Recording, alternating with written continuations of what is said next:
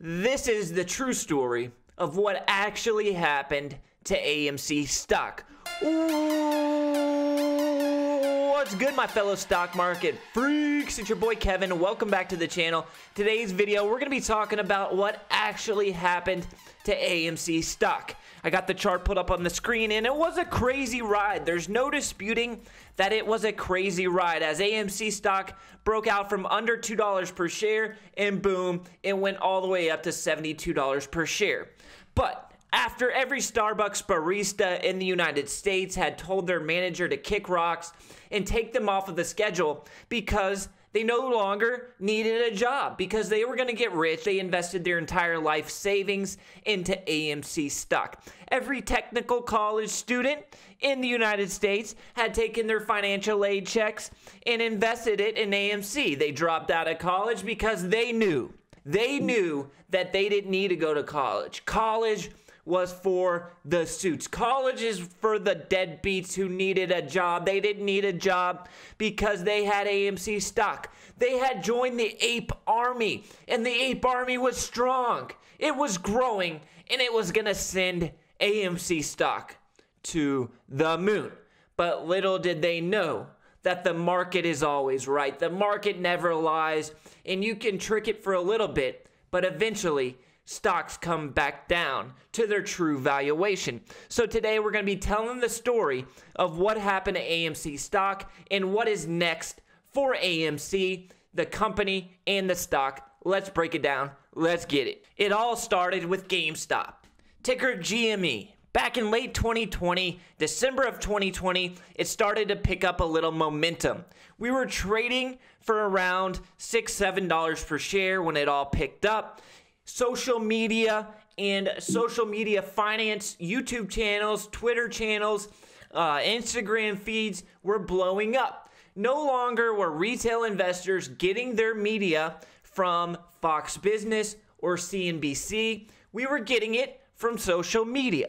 Why go through Kramer, a big loser who has a big track record of straight up losing money, when you can go through somebody who's similar to you, who has similar goals and objectives in the market as you do? So we all started watching YouTube channels related to the stock market, looking at Twitter feeds that were spitting out stock market news, and all of a sudden things changed. We realized that if we found very highly shorted stocks and we blasted it on Reddit or YouTube, that it can cause the stock to move. And when I say we, I don't necessarily mean me. I mean the entire retail trading community. So GameStop was extremely highly shorted. And when I say highly, I mean like almost every share that was available was already sold short. And when you have that much of a short interest, the price was probably below its true valuation, and every single share is sold short. Anytime you have a buying frenzy, it's going to result in a major squeeze. And that's exactly what happened, as the Reddit crowd figured out that these big hedge funds had shorted this thing to the freaking bottom of the map, that if they created a buying frenzy, those hedge funds would get blown out of their short position. That's exactly what happened. And sure, this thing maybe was a little bit undervalued, right? The shorts had beaten it down below its true valuation. And its true valuation, let's call it $20 a share back then, and it was trading at like $4 or $5 a share. So what happened is the Reddit crowd figured this out. It was a very smart, intelligent play. They jumped on it, bought call options, bought the underlying stock, and what resulted from that is the stock went absolutely nuts, all the way up to $483 per share. It lasted for a few weeks. You had crazy volatility, boom, and eventually, the problem with that is the market never lies, and eventually the stock goes back to its true valuation. That's exactly what is happening right now with both GameStop and AMC stock. So if we look at the AMC stock chart, here is where the GameStop squeeze started. Back here, early 2021, late 2020, the GameStop squeeze starts it, and AMC is also very, very, very, very highly shorted. So retail traders who had traded and invested in GameStop realized that AMC is almost identical to GameStop from those fundamentals. The short interest, the company had been beaten down by hedge funds taking really, really big short positions. Very, very similar. So if it worked for GameStop, it's also going to work for AMC. And it did work. The stock went nuts.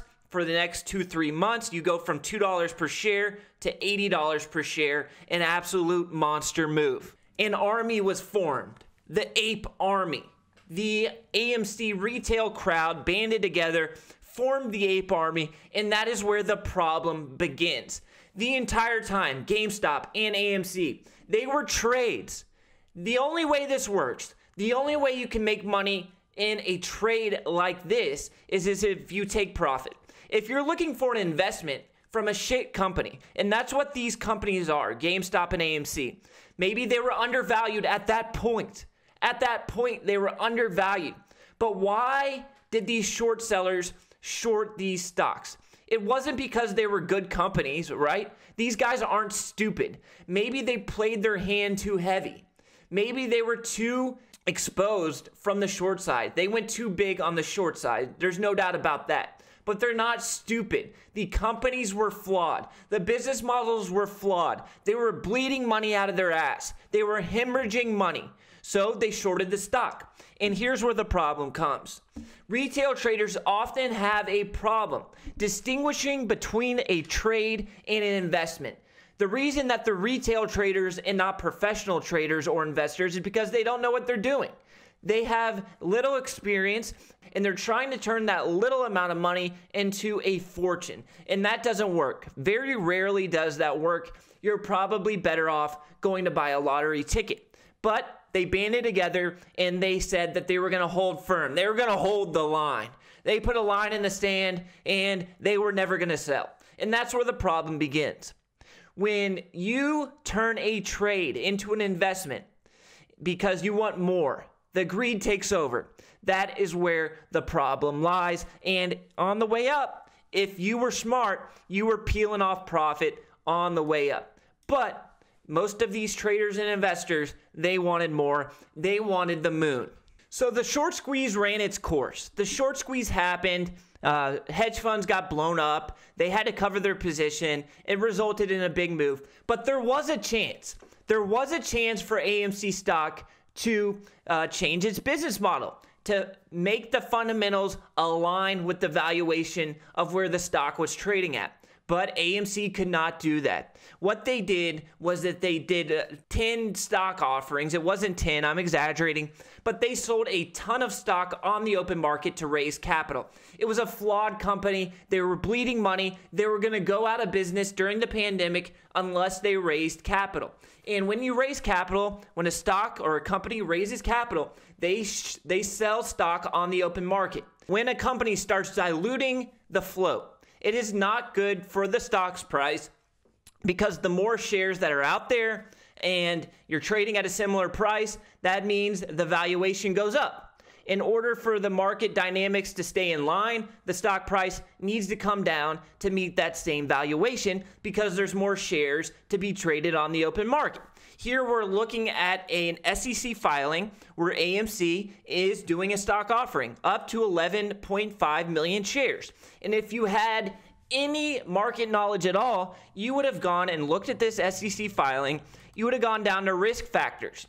And AMC, the company itself, during this SEC filing, said in this risk factor section of the SEC filing, and the biggest risk factor of them all is the lack of control over distributors of films. All right, so AMC doesn't have their own content, or they didn't have their own content. We see Paramount Plus, Amazon Prime Video, all Netflix. They're putting out fire content, really good content that they are producing themselves. AMC doesn't have that. If you're Paramount, why the hell are you going to put your content in an AMC theater when you could release it yourself, charge $8 or $9 a month for a subscription to Paramount Plus?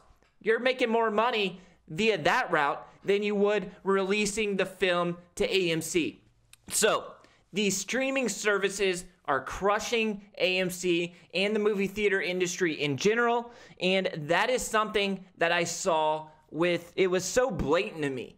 Why is this stock going up? It's a squeeze. Is the squeeze going to last?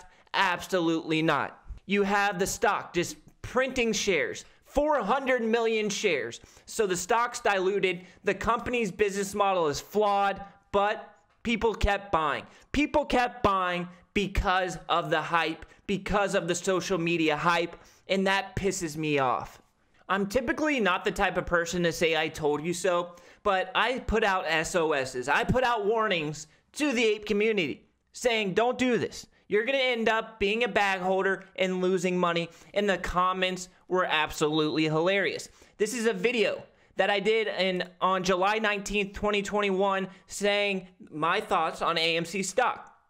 And here are some of the comments. If you want the squeeze immediately and financially never have to work another day in your life, buy AMC stock today. Don't ever buy call options. Don't ever day trade AMC. And buy and hold AMC share price will reach 30,000. 30,000 per share or greater. Well, this person is not looking very intelligent today. This guy says, you're making analysis like this stock isn't manipulated by Citadel, okay? Maybe it was manipulated by Citadel. What does that matter? You don't understand the movement. He talks about fundamentals. Okay, sure. There can be a squeeze. There can be a short-term technical move, a directional move based nothing on fundamentals, and that's what we saw. But eventually, every time, 100% of the time, fundamentals come back into play. This is the great thing about the stock market. Eventually, fundamentals come back into play. The market never lies. I put out my opinion, and somebody was going to be right. Either the stock was going to go to the moon and stay there, or I was going to end up being right. I knew I was right. Only time would tell, and now that time is here. All right, so if we go down, this guy says, bro, I watch every video of you, but you are wrong. We, the Ape Army, buy AMC every week. We get our salary. We are not just holding Kevin. All right, so this guy, I do feel bad that he is spending his salary on AMC stock and that he indeed lost money, lost his salary. I feel bad for that. This guy says, love your videos normally, but you're wrong and misinformed this time. No hate, just facts. Actually, he was wrong. I hate to say that, but he was wrong. Big homie here says, very disappointed in this video. His explanations don't really make much sense. So AMC investors are more worried about now with blockbusters generating hundreds of millions than they were in late May when AMC wasn't making any money. And what? No investor is expecting pre-pandemic numbers, especially with pandemic still ongoing. He doesn't address inflow beating outflow, most red days either. Also, most AMC volume is in dark pools, retail isn't selling off, very little insight given, video almost pointless. Well, my video was 100% correct. And sure, the short trade thesis, the dark pools, they're covering their shares or this and that. It is only a short-term scenario in that situation. You're talking about a few months of being able to sustain that price point. Eventually, fundamentals do come into play, and as a trader, you have to realize that. You have to be in when you think the squeeze is going to happen and out at the top and peeling off profit along the way up. If you try to hold for a year or a year and a half based on just a trade thesis, this is what happens. We could go through these comments all day long. We got a bunch of guys who just lose money for a living. This guy doesn't know what a damn thing about what's really going down with the AMC stock. This video is laughable. Is it laughable now, my friend? We can keep buying and buying and buying, and us real apes have been doing so since the end of December. AMC will be the biggest short squeeze in history by far. The mother of all squeezes was not the mother of all squeezes because I've seen 10s and 20 of squeezes along these same exact lines, and they all end the same exact way. All right? You can't keep buying. You can't keep just buying and buying. Once the short's covered, Once the short interest got below 20-25%, it was over. And right now we're at about 18% short interest. It is over. And we go on. Poor guy is so clueless. Bro, Motley Fool, seriously. They are Citadel buddies. Are you too? Yeah. Citadel. No, they pay for my house and my car. What the f? This is not a fundamental play, Kevin. But you made it a fundamental play by turning it into something else than a trade. If it wasn't a fundamental play, then it's a trade. There's only two types of plays in the stock market.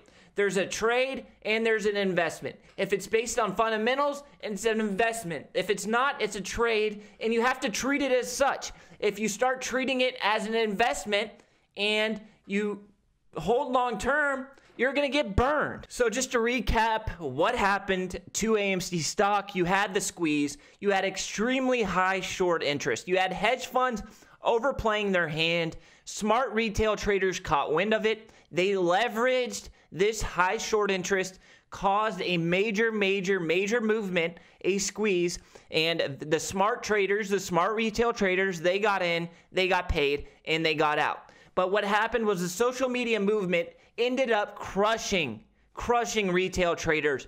The buy and hold movement, the Ape movement, the diamond hand movement ended up doing the exact opposite of what it intended to do. These retail traders who wanted to put a hurting on the suits, on the hedge funds, ended up losing money and taking an L. This stock has seen its best days. This stock will never trade above $70 again. It is over. The move is over. There's only 18-20% short interest right now. Not enough to create a squeeze like we saw earlier. The fundamentals are flawed. The fundamentals are broken. All right? So if you took an L on this, I'm not trying to rub it in your face. I'm not trying to say I told you so. What we can do is learn from this, learn from your mistakes, and the next time, before you go into something like this, decide, is this going to be a trade for me? Or is this going to be an investment? And if you do that and you set your parameters, you set your buy zone, you set your stop loss, and you set your profit targets along the way up, you'll be just fine. Your risk is capped because you know we're going to get out if it doesn't work out. You know we're going to peel off profit if it does work. After that, it's basically automated for you. Automated because you know what you're doing before you do it. All right, I love all of you guys. Catch you in the next video. Until next time. Deuces.